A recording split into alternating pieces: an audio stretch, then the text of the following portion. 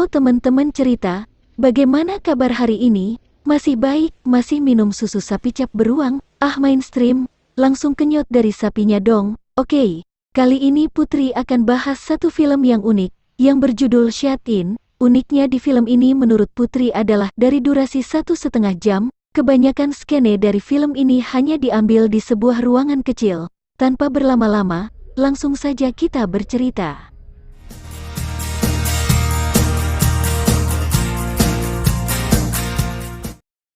Jessica adalah ibu muda yang memiliki 2 orang anak yang masih kecil. Lainey yang masih balita, dan Mason yang masih bayi. Dia baru saja selesai rehabilitasi setelah sempat kecanduan narkoba. Saat ini dia tinggal sementara di rumah tua peninggalan neneknya di tengah kebun apel. Pagi itu seperti biasa, Lainey kecil sendirian, menemukan apel yang jatuh dari pohon dan membawanya pulang untuk ibunya. Jessica menelepon kakaknya di kota untuk mencari pekerjaan. Kakaknya menyuruhnya datang dan melakukan tes terlebih dahulu, meski sudah menjelaskan kalau dia sudah bersih sejak rehabilitasi. Dia pun berencana berangkat malamnya dan bersiap. Dia membuka pintu dapur dan mengganjalnya dengan batu bata agar pintunya tidak menutup. Kenop pintu itu sudah rusak sehingga hanya bisa dibuka dari luar, itu pun harus menggunakan tenaga yang cukup kuat. Dia lalu mengambil persediaan makanan di dapur dan membawanya ke mobil sebagai bekal perjalanan. Saat dia kembali untuk mengambil makanan yang tersisa, dia memperhatikan salib pada temboknya yang terpasang di dapur. Sialnya, dia meletakkan batu bata sebagai ganjal pintu dengan kurang sempurna sehingga pintunya menutup sendiri dan dia terkurung di dalam. Jessica berusaha membukanya dengan paksa, namun tidak berhasil. Dia kemudian memanggil Lainey untuk membukanya. Lainey datang dan mencoba memutar kenop kecilnya tapi tidak mampu. Jessica menyuruhnya untuk mengambil obeng di kotak peralatan yang sebelumnya dia taruh di teras. Lainey mengambilkan obeng yang dia gunakan untuk membuka engsel. Namun ternyata dia butuh obeng plus. Jessica menyuruh Lainey untuk mengambil obeng plus. Tapi Lainey memberitahu Jessica bahwa ayahnya, Rob, yang merupakan pacar Jessica, baru saja datang dan pergi membawa kotak peralatannya. Jessica segera menyuruh Lainey mengejarnya dan memanggilnya kembali untuk membukakan pintunya. Rob pun membukakan pintunya. Rob tidak sendiri, dia datang bersama Semi. Mereka datang dalam keadaan pengaruh narkoba. Jessica berdebat dengan Rob. Dia tidak suka Semi berada di sana karena dia mendengar Semi pernah menyiksa seorang gadis kecil. Celakanya, Semi mendengar perkataan Jessica dan meminta penjelasan apa maksud Jessica. What'd I do? Say it. I was talking to Rob, okay? I don't know. Jessica menyuruh mereka berdua untuk pulang karena dia sedang sibuk. Semi memanas-manasi Rob bahwa mereka diusir. So busy, Rob. She's so busy. I think he just been dismissed, buddy. Perdebatan pun semakin memanas antara Rob dan Jessica. Rob marah dan memasukkan kembali Jessica ke dapur dan menutup pintunya. Jessica meminta maaf dan memohon-mohon untuk membukakan pintunya. Namun Rob yang sudah kalap justru memaku pintunya dengan balok kayu. Tangan Jessica yang saat itu sedang menempel di pintu bagian dalam tanpa sengaja terkena paku Rob.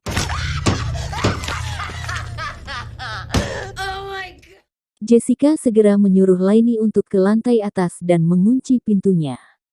Lady, lock the door! Turn the button! Dari luar, Rob menyuruh Jessica untuk berpikir dan memberinya satu paket sabu lewat celah di bawah pintu. Dia kemudian pergi dari rumah itu bersama Semi. Sepeninggal Rob, Lainey kembali turun ke lantai bawah. Jessica menanyakan keadaan Mason, yang dijawab Lainey bahwa dia sedang tidur. Jessica kemudian menyuruh Lainey mencarikan dompet dan ponselnya, namun Lainey tidak menemukan. Lainey merengek agar ibunya segera keluar, karena dia ingin buang air kecil, yang akhirnya dia mengompol di depan pintu dapur. Lainey menangis meminta ibunya tidak memarahinya. Sorry, Mommy. Please don't get mad. Jessica mencari-cari sesuatu di lemari dapur yang mungkin bisa dia manfaatkan, lalu dia menemukan Alkitab dan memasukkannya ke dalam bungkus plastik. Laini merengek lapar, tapi semua makanan sudah dimasukkan ke dalam mobil, dan kunci mobilnya berada di dalam dompet Jessica yang hilang. Jessica memberinya selai apel yang masih tersisa di dapur melalui celah di bawah pintu. Jessica menyuruh Laini mencari benda apa saja yang bisa dia gunakan. Setelah memberikan sebatang kayu kecil dan krayon, akhirnya Laini memberikan obeng yang tertinggal. Jessica menggunakan obeng tersebut untuk membobol lantai. Namun kembali ada yang menghambatnya. Tiba-tiba Laini mengatakan bahwa ada orang yang datang, orang yang tadi bersama ayahnya, yaitu Semi.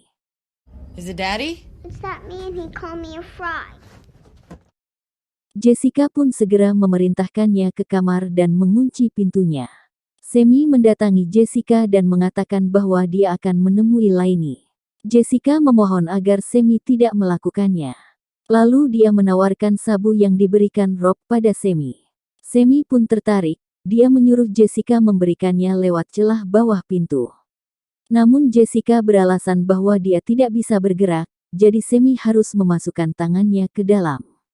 Saat Semi beraksi, Jessica langsung menyerang telapak tangan menggunakan obeng dan memaku ke lantai dengan batu pengganjal pintu. Semi berteriak dengan penuh amarah. Semi terus meracau tapi Jessica tidak peduli. Dia melanjutkan membobol lantai dengan tutup kaleng selai. Tiba-tiba terjadi badai hujan dan listrik padam. Laini yang berada di kamar atas ketakutan dan turun. Jessica yang meneriakinya agar kembali, namun terlambat. Semi meraihnya dan mengancam akan mematahkan kaki Laini jika Jessica tidak segera mencabut obengnya. Bukannya menurutinya, Jessica malah menyiramkan alkohol ke tangan Semi dan membakarnya.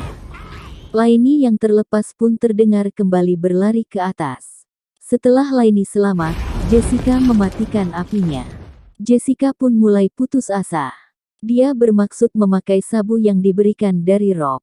Saat dia akan menghirupnya, dia memperhatikan Alkitab dan tak jadi memakai sabu tersebut.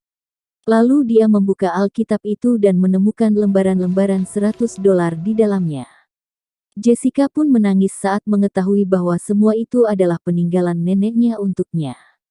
Namun kemudian dia berteriak bahwa semua itu kini tak ada yang menggunakan dan melemparkan Alkitabnya ke arah di dinding tempat salib berada. What good is this to me now? Saat dia memungut patung kecil Yesus di lantai, tetesan air jatuh ke arahnya. Dia mendongak ke atas dan menyadari bahwa tetesan itu berasal dari kamar mandi di lantai atas.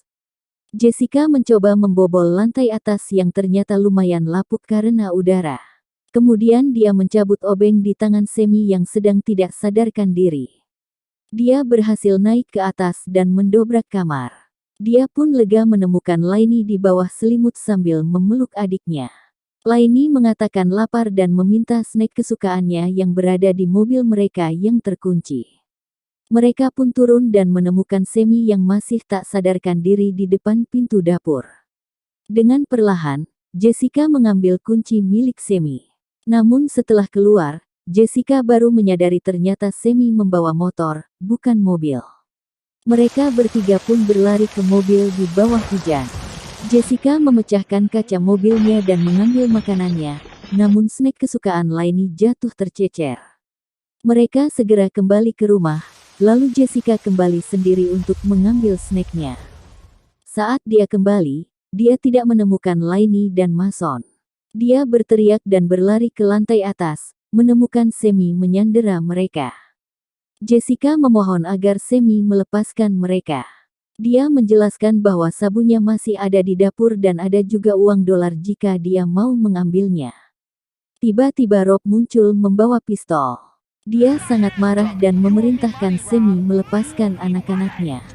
Semi pun melepaskan mereka, dan saat Jessica membawa mereka turun, Rob menembak kepala Semi. Rob turun dan menanyakan tentang uang itu. Dia kemudian mendobrak pintu dapur dan menemukan uangnya.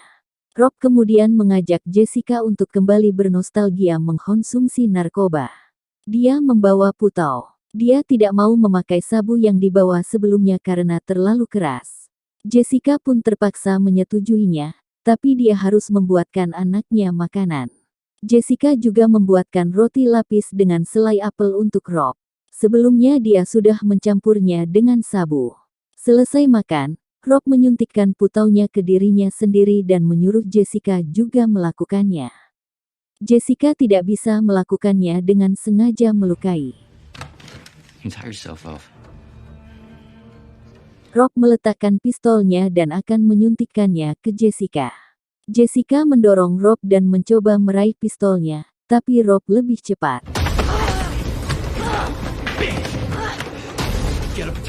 Dia kemudian mengalahkan Jessica dan memaksanya untuk segera menyuntik sendiri.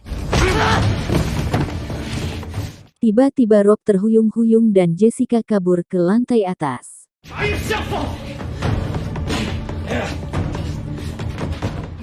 Rob berhasil mengejarnya.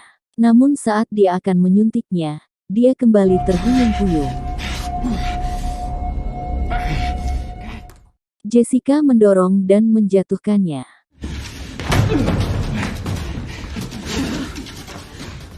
Dia mengatakan pada Rob bahwa Rob sudah overdosis akibat sabunya.